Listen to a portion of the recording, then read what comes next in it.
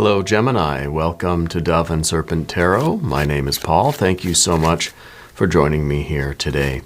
If Gemini is your sun, moon, or rising sign, this is your tarot card reading. Remember to hit the like button, leave a comment, consider subscribing to the channel, especially if this reading resonates with you. If there is anything you would like me to pray over or meditate upon or send positive energy toward, please let me know. Now, this is going to be a general reading, so try to be open and receptive to whatever may come through during our time together. I am merely the messenger. And I ask you to connect directly with each of these cards and use your own intuition to take you beyond the details that I might provide. And remember, Gemini, that the most important part of any tarot reading is you. And look at that. Look at that beautiful Empress. That is a life that is full of life, right? A life that is full of abundance. I think that you are someone who is, I think you are, you're providing energy to a reality that is, it almost feels like a dream come true. It almost feels like we're in this sort of utopia where everything is just resonating with you. It's kind of the card to me that feels like you, it feels like everything's perfect. If, you know, in some situations, there's always a little bit of a compromise. You always get into a situation and it's like, it's pretty good, but I've got to make some adjustments. They've got to make some adjustments. To me, the Empress is that world where nothing needs to be tweaked. Everything is perfect. Right? Everything is perfect. And maybe it's fantasy, right? Maybe this is something that we can't ever attain, but I wonder if you feel that you've got it, you know, or if you can feel that this is something very, very close to you. I feel that in your life, all of the abundance is coming back in, okay? I feel like maybe you've been through a bit of a dry spell. It's been maybe a bit of a lean year. I feel like everything is coming in. This is really the garden that is just going to provide and provide and provide. That it's a situation in which you wouldn't change a thing, right? There also is a suggestion here of something going on with mom or grandma, okay? I don't know what the situation is there. A lot of stuff going on with this card. We're going to put it into some context. We're going to see what else we can uncover here. Yeah, we've got a Queen of Cups. There's something going on with it might not be mom. It might be an older female energy. Okay.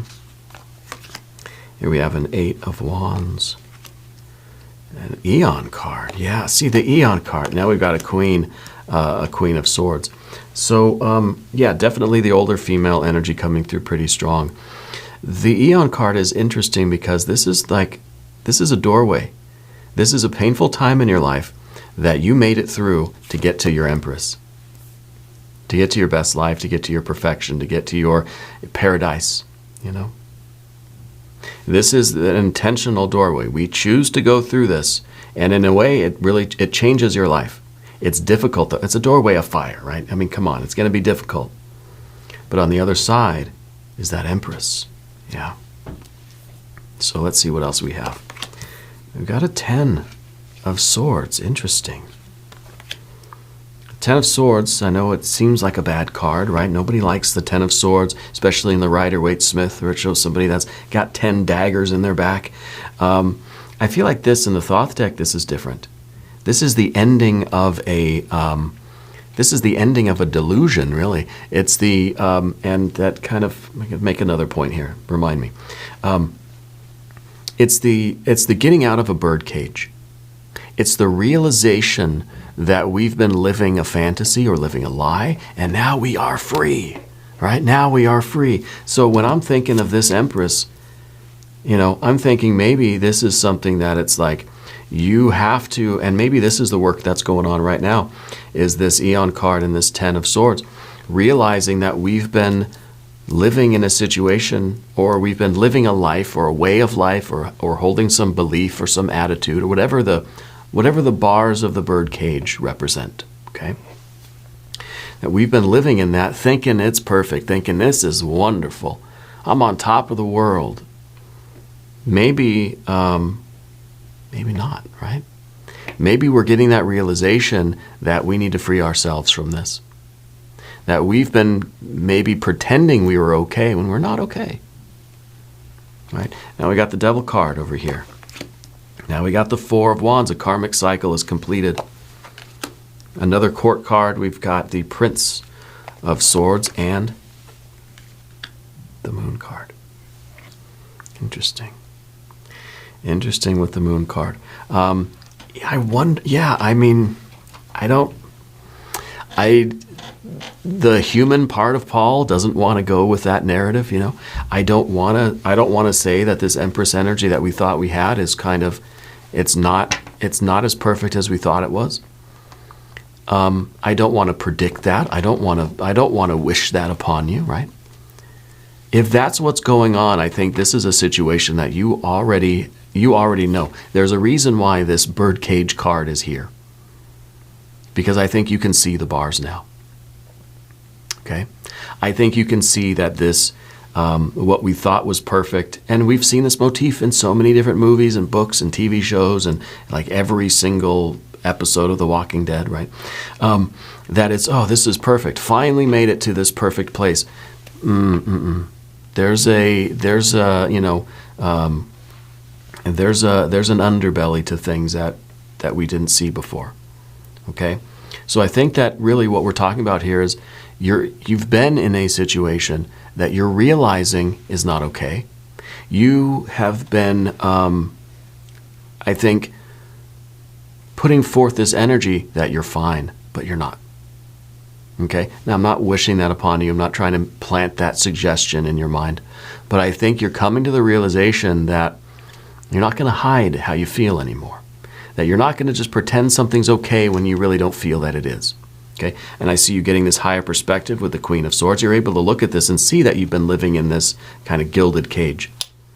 Okay? It's time to spread your wings. And we've got these major arcana. Look at this. We've got a triplicity of major arcana. And this is the divine energy, and it's kind of saying you're going through this doorway. You're making the difficult move that is really you kind of being honest with yourself about how you really feel about this situation. Okay, every card has light and shadow. You're making the decision. You're moving forward with your independence, with your creative energy, and you're venturing off into a new quest. You're venturing off into the unknown, but you're free, right? And it's kind of, I mean, that's the choice that we have to make. Would I rather stay here where I'm sort of limited, I'm restricted, I'm restrained in my creative energy? Now, we could be talking about a family thing, we could be talking about a work thing, a creative thing, a spiritual thing, whatever. I can stay here where at least I can see what's going on. It's, you know, it's sort of familiar. I'm kind of okay. Or do I get out of this cage? Do I spread my wings? Do I achieve my freedom and my independence? But it's kind of dark and scary out there, and I don't know if where I'm gonna land. I don't know if I'm gonna achieve anything good. You know, if we stay here, it's limited, but at least we know what it is, and we know that it's sort of all right. So it's the idea: does the bird want to leave the bird cage? You know, the bird says, I'm not leaving. I got all the bird seed I can eat. I don't have to worry about predators. You know, it's pretty comfortable in here. Yeah, I can't really fly, you know, but hey, it could be worse, right? I feel like that's sort of the decision that we have to make back here with this Eon card.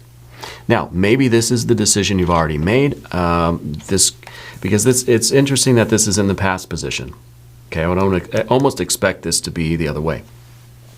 So in some ways, I like that we have that weird placement. See, if it was like this, I would say, yeah, this was a situation that you thought was good. You thought it was perfect, but you're making the decision to get out of that. This might have had the illusion of perfection, but you're making the decision to get out of the bird cage. But we've got this going this way, right? And so what this is telling me, that if we really want this Empress energy, the true and real perfection and paradise of the Empress energy, we've got to make the decision to get out of the birdcage. Okay, so whether this is past, present, or future, I think it is all of these. I think this card can be back here and say, yeah, this was something that you thought was perfect. It's not. If you want something perfect, if you want something that is as close to perfection as we can get, as is humanly possible, right? You've got to make this. You've got to make this move. You've got to let the scales fall from your eyes. Maybe this is a work thing. Maybe this is a situation with a friend. Maybe it is a family member. I'm still getting that older female energy in your life, and I don't know if it feels. I don't know if it is mom, or if it just feels like mom, or if it's if it's somebody in your life that's sort of trying to mother you too much. You know what I mean? I don't know. Let's select the mystery card, bonus card, confirmation card. This is a random card from the Smith-Waite Tarot. This is the factor infinite and unknown, and we're going to set it down here and put Danny, aka Tortuga, the sea turtle, right there on top. No, not Danny Carey, the other Danny. We're not going to look at that card until the end, but it will tie everything together. And it will give us the confirmation that we need. If you have a prediction for that card, please put it down in the comments. Let's do it together. Let's exercise our intuition, right? I don't know why. Today I have a real kind of December holiday vibe. I think it's the sweater, but I really got this Christmas vibe right now, and it feels. I almost would expect to go outside and see snow and a bunch of presents under a tree. I don't know if there's a connection with that time of year, with the Christmas time, late December, the transition into the new year, the depths of winter, or the kind of merriment and celebration and the, all of the joy that we experience during the holidays, right? I don't know if there's a connection there for you or what that has to do with things, okay? But Spirit's saying there's something about that time of year that means something significant to you, kind of beyond what it might mean to the rest of us, right? Something special for you there. Okay. Let's take a look around the room. We have our major arcana, 1, 2, 3, and of course the kind of the elusive Empress right in the middle, that kind of is bouncing around from past, present, and future. Right here in the middle. That's the central issue, and I think the issue really is this perfect, or is this yet another illusion? And we have to transcend and move past this and get to something that is real, right? Is this something that you are completely content with, or is this sort of is this another birdcage, right? And it almost feels like a sci-fi movie to me, that somebody is waking up from a dream within a dream within a dream within a dream. There's a birdcage, we get out of it. Is this the real world, or is this another birdcage? We get out of that one. Is this the real world? It's almost like the Matrix, right? But it's fractal. It's just more levels of the same thing. And I think there comes a point where we have to sort of say, this is real enough. This is as close. I could keep going through the cycles here and keep going through these scenarios, but eventually I got to learn the lesson. And what's the lesson here that we need to learn? The Four of Wands is asking that question. It's in the environment.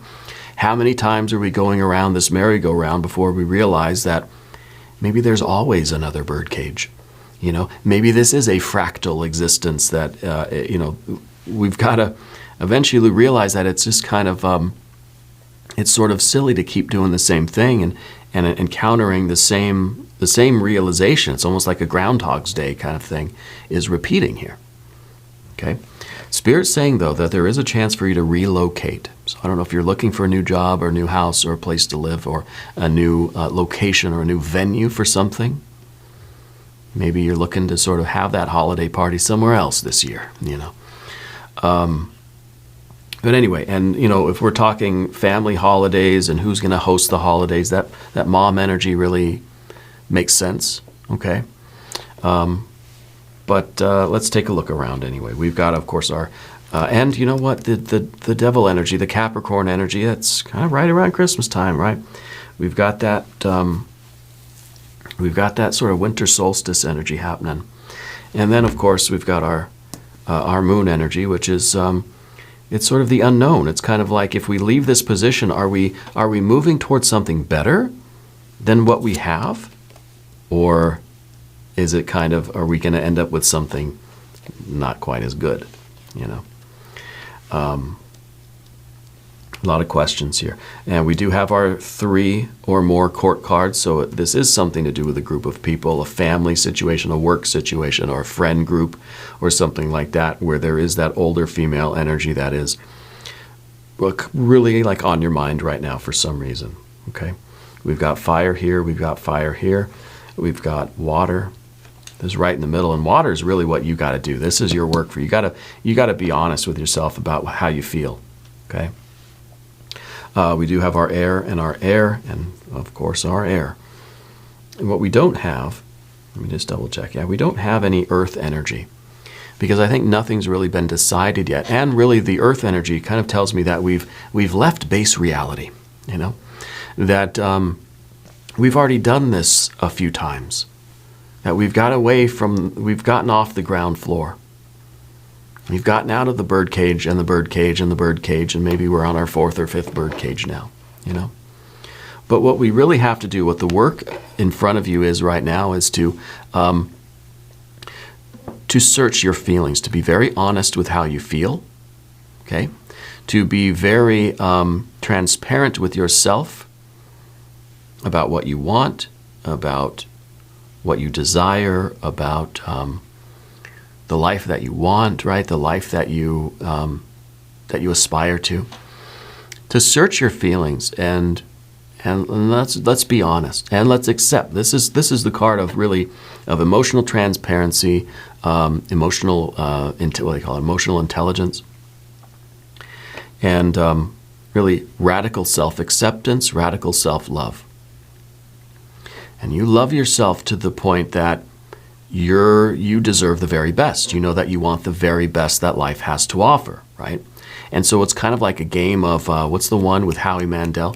I'm not going to give you my opinion of Howie, but anyway.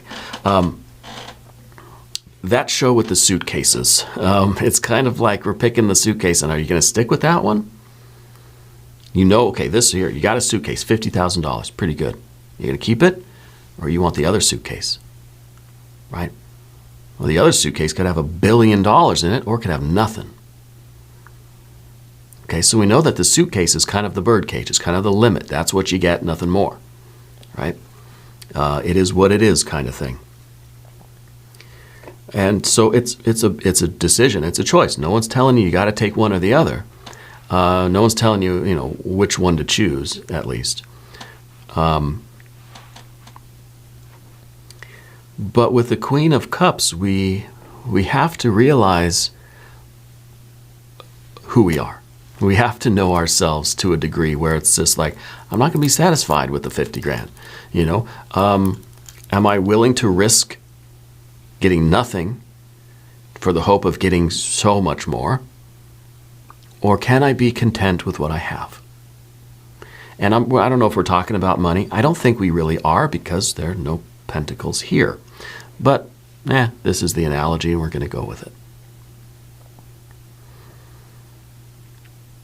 You know yourself well enough to say, I'm not going to be satisfied with this.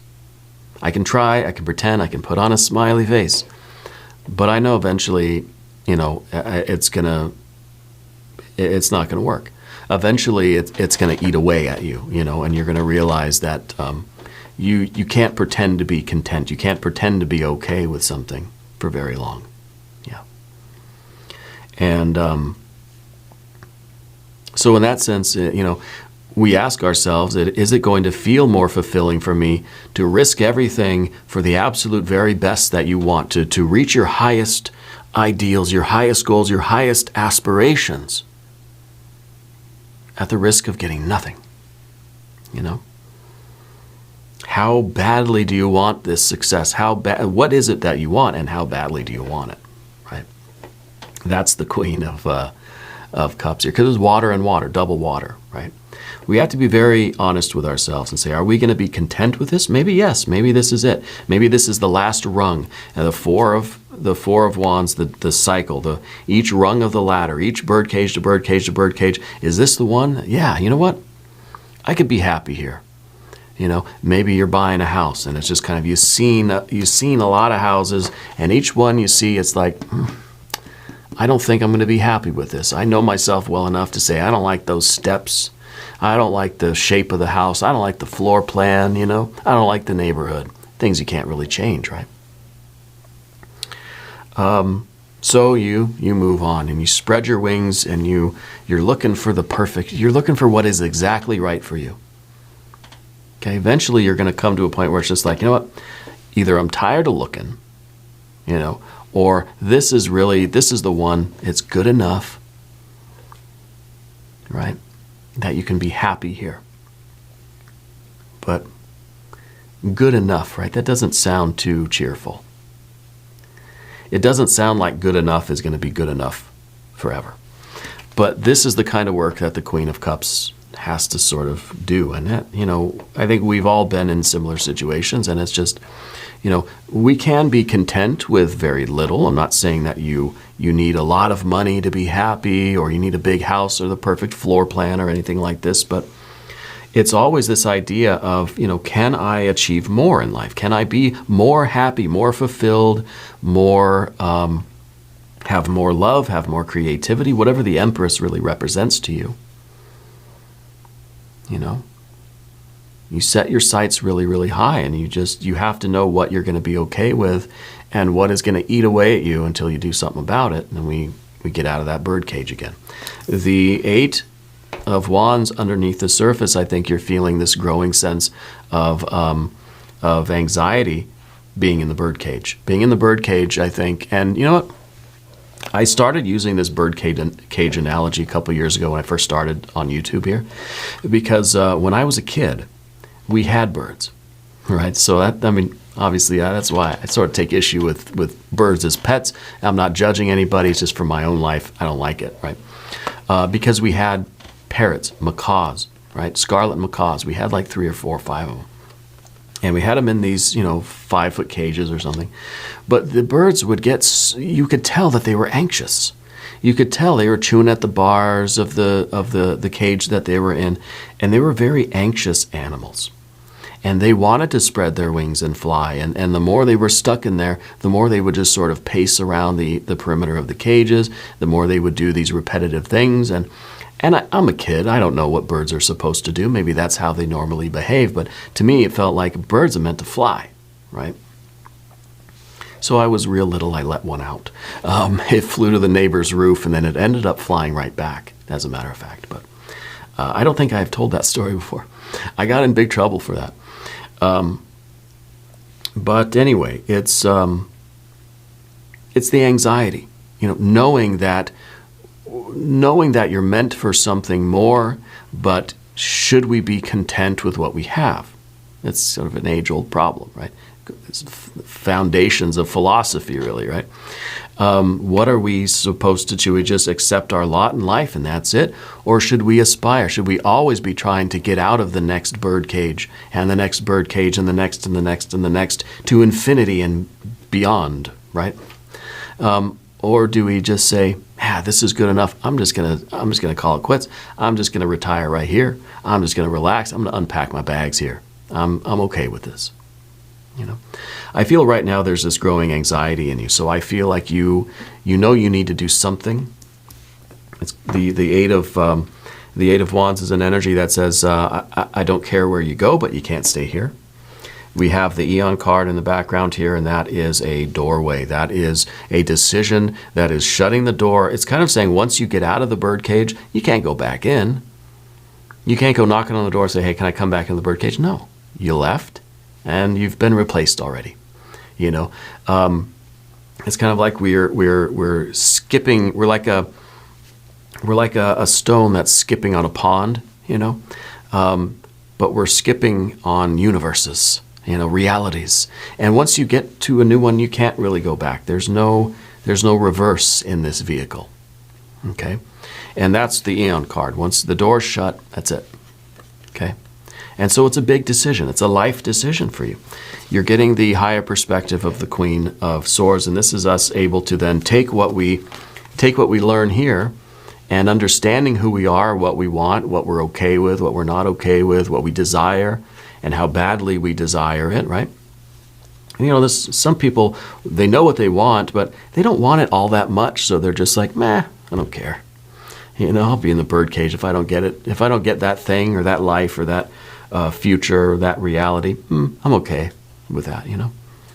So we take what we learn about ourselves here with this water energy, we try to put it into some sort of a logical perspective, an objective perspective with the Queen of Swords. We try to look at things and say, okay, I see the bars, I know what the bars are, and I know kind of, you know, I know what the risks are. I know what I'm getting myself into. You know, you're not doing this, you know, ignorantly in any way.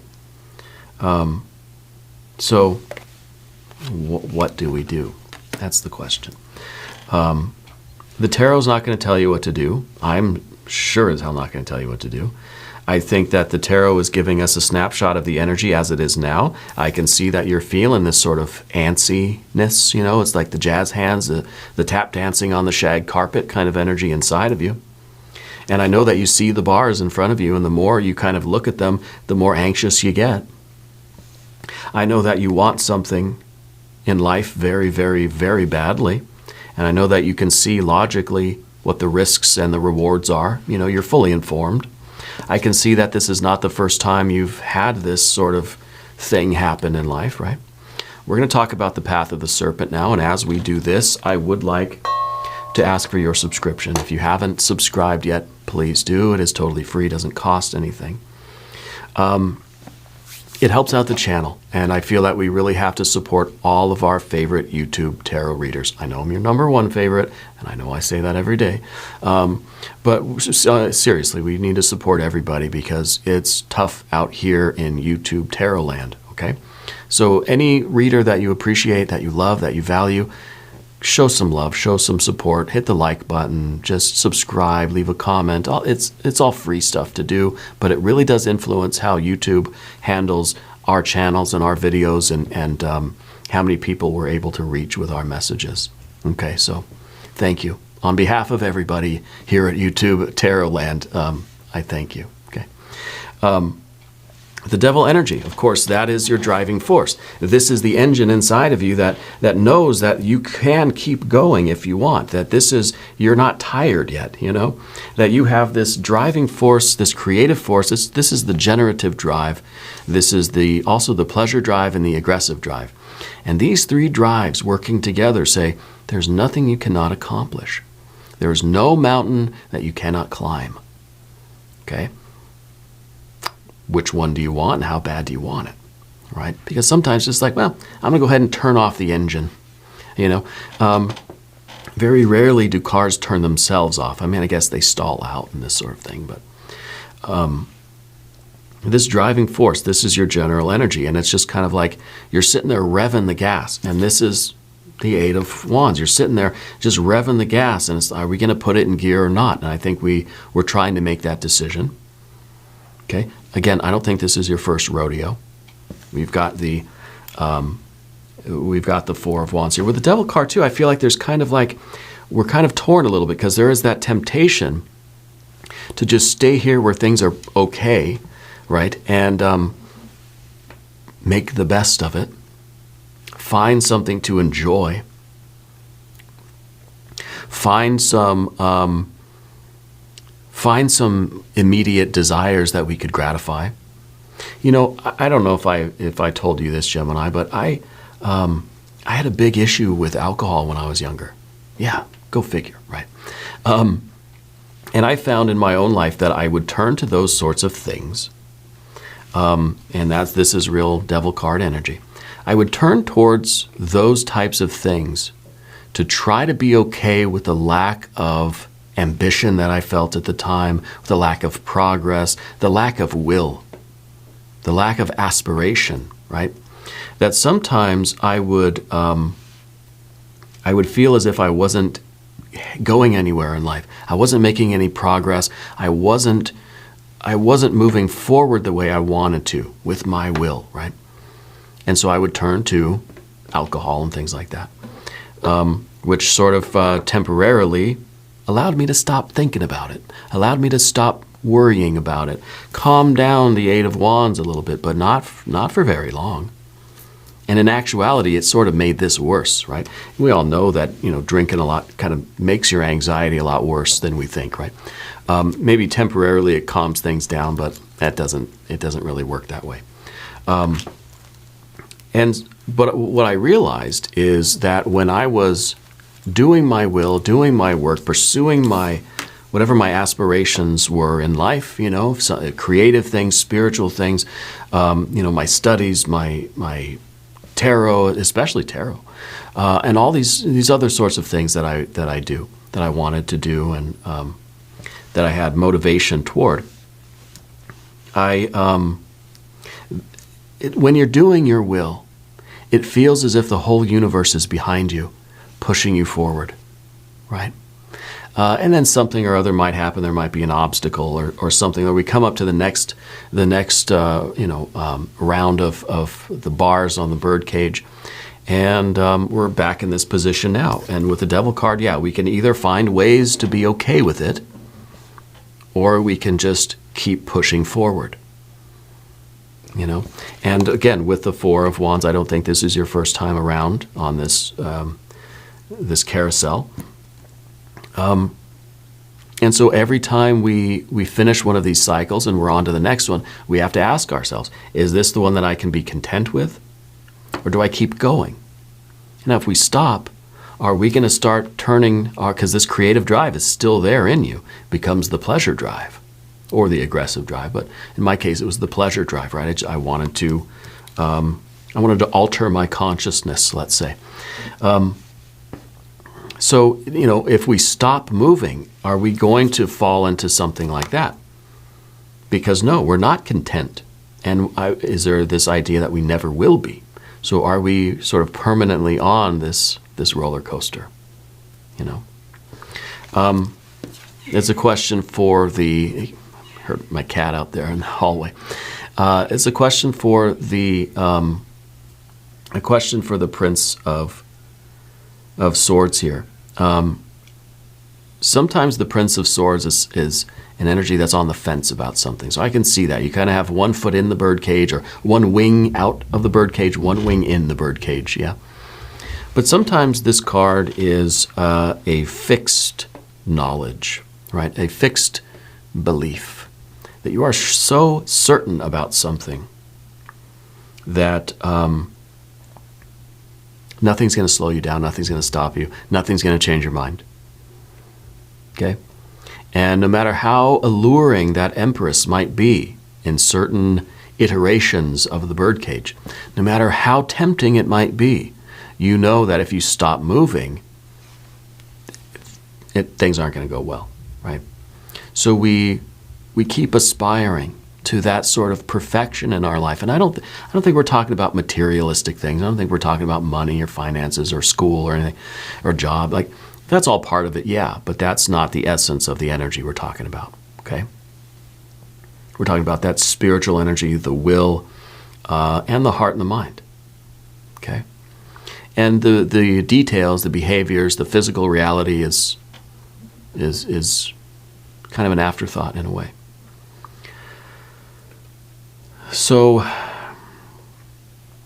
I think what you're doing on the path of the dove with the Queen of Cups and the Queen of Swords, I think is leading you to basically a very strong belief in something, a very fixed will, right? It's kind of something that you hold in your mind that no matter what happens, this is the truth for you, okay?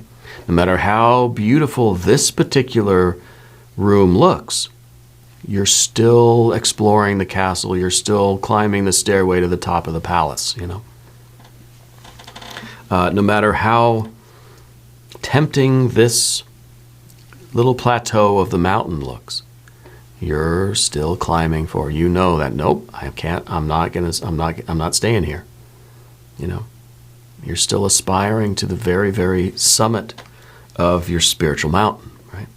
And of course, the outcome card is uncertainty, the moon, darkness. We don't know where it ends. This is like a bottomless pit. This is like a long, dark hallway. We don't know how far it is. We don't know how many years or how many lifetimes long this hallway is. Light years, right? I love light years because it's like, it's distance and time, right? And it's this kind of like, to me, the light years just it's such an awe-inspiring concept, right? A light year. You think of light, how fast light goes, traveling for an entire year. 1 light year is such an immense distance. We know the time; it's a year, but it's such an immense distance that it's unfathomable. Okay, and in some ways, that's what I feel with the moon card, because it's kind of like in drawing. I don't know if you do drawing. I don't. I'm terrible at it, but I took a class once, and you learn about the perspective, like the vanishing lines, right? Where it's just kind of like to give that sense of an immeasurably great distance. You have those sort of vanishing lines. I think that's it. I don't know. I'm not an artist, at least not a visual artist. And that's kind of what I feel with the moon card. It feels as if we are traveling through time and space. We're on this journey, and there's no end in sight. Okay, and I don't mean that in a pessimistic way. That's not supposed to be a bummer, right? It is this idea that we can always transcend, we can always improve, we can always grow and evolve and learn, we can always strive, we can always aspire to greater things, bigger things. And I feel that this is your energy. I feel that you are not content with things as they, you're not content with just, this is it, and I'm going to find a way to be okay with this. That doesn't resonate with you, according to what I see here anyway. I'm not going to claim to know you personally, but I do know this energy. I want to look at the mystery card. Maybe there is an end in sight. Maybe we'll get a 4 of Pentacles. Maybe we'll get a 10 of Pentacles. I think some Earth energy would be nice. What if it's another Empress? Yeah. If you have a prediction, though, put it down in the comments. Let's see what we have. A 3 of Cups. Okay. A 3 of Cups is saying enjoy the ride. Enjoy the Empress. Enjoy the birdcage while you're there. But don't get stuck there, right? Because then that turns into that sort of pleasure drive where we're just seeking that gratification. It's kind of like, it's okay to celebrate and have some wine with your friends and celebrate and toast and cheers and salute and to have that experience and that bond with people, right? But then for that to become a way of calming down our aspiration, calming down our nervous energy or our creative drive, our will, right? It's like dampening it. Then, I think that is, personal belief, I think that's not okay for me. Anyway, for me. I'm not judging anybody else. I feel that that's what the Queen of Swords is really trying to do, is not judge the intrinsic value of this situation, but to judge how it is right or not right for you. And I know for me, anyway, this is me speaking. I'm sorry. Some people don't like it when I talk about myself. Okay, I'm sorry. I'm going to talk about myself again. When I talk about the birds as pets, it's not for me. I'm not judging the intrinsic value or the worth or the correctness of having birds in cages. Right? That is an abstraction that I don't, whatever. Do it or don't do it. But for me it's not right. It's not working. It doesn't work for me. Okay? The same thing with let's say with alcohol, right? With with sort of convincing myself to be okay with my situation using something, using some sort of a substance or whatever, right? Like alcohol. For me, that's not okay. Okay. And being sober, I have so much more ambition, so much more drive, so much more, creative energy. I feel such a stronger connection with spirit, and et cetera, because I feel that I'm doing my will. Okay. And I don't want to get into the whole philosophy of things or really to get too deep into it, because we use a lot of different things in that way. Right? And alcohol is just the example. But I think the Three of Cups is the example too. And it's trying to show us the correct usage of this thing, that there's nothing wrong with this particular place we are in life, that it should be celebrated. We should be enjoying ourselves every step of the way. But it's kind of a card that says we've got to keep moving too. We don't want to linger here. It's okay to have this wild, extravagant party where everybody's happy and everybody's in love. But eventually the party's going to end and we're going to have to go back to work on Monday morning. It's that person that doesn't go back to work on Monday morning, right? That they're partying Friday night and pretty soon it's like it's Monday, Tuesday, it's the next weekend, months go by and they're still there on your floor and they've not moved. They're just doing the same thing, right? For me, anyway, I don't want to be that person. Right, and I don't think you do either. So, the Three of Swords is not Three of Swords, Three of Cups. I was looking at the Queen of Swords there. It's being able to appreciate each level of the birdcage, all right, but still having that sort of that perspective, that objectivity that says, I've got to still be responsible for things, and I still have a mission. It's okay to go out to eat. It's okay to stop by and have a campfire and roast some marshmallows. But the next day you got to get back on the horse and go, continue your journey. Yeah. Anyway, I'm sorry this was so long. I know I went off on some rants and some tangents, but it's whatever. We're going to do an extended reading if you want to stick around. Link up top, link down below. Gemini, this was a special update for you. Okay, your usual readings are on Mondays and Fridays. Okay, be sure to watch both. This does not replace either of those readings. Okay? Subscribe if you haven't yet. Leave a comment. Let me know how you're doing. Let me know where in the world you're watching from. I want you to know that you're the most important part of Dove and Serpent Tarot. I thank you and I love you, and we are all in this together.